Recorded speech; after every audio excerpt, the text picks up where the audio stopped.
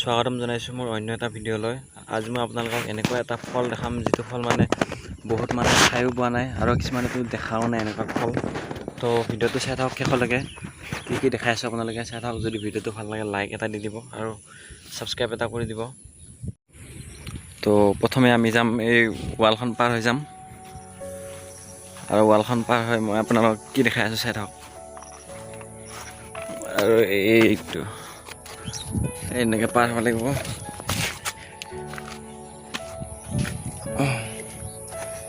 তাৰপিছত এনেকৈ যায় যাব লাগিব। তো সেয়া চাব পাৰে আপোনালোকে। মই আপোনালোকক কি দেখাম বুলি ভাবিছিলোঁ চাওক।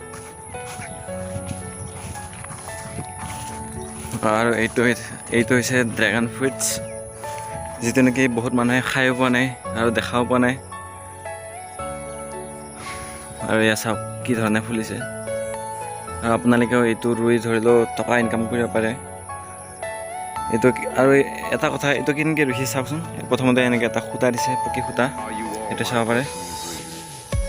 তাৰপিছত এই তলত ৰুই দিছে গছটো, মাটি উঠাই দিছে, তাৰপিছত এনেকৈ লাগি এনেকৈ ফুলিছে সেয়া।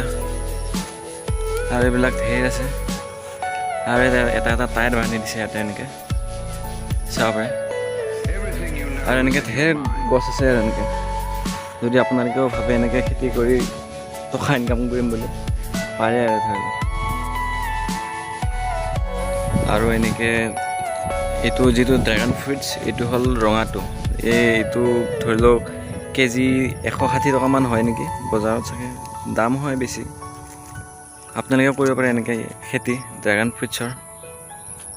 তো যদি ভিডিঅ'টো ভাল লাগিল তেন্তে লাইক, শ্বেয়াৰ, ছাবস্ক্ৰাইব কৰি দিব আৰু লগ পাম নেক্সট এটা ভিডিঅ'ত।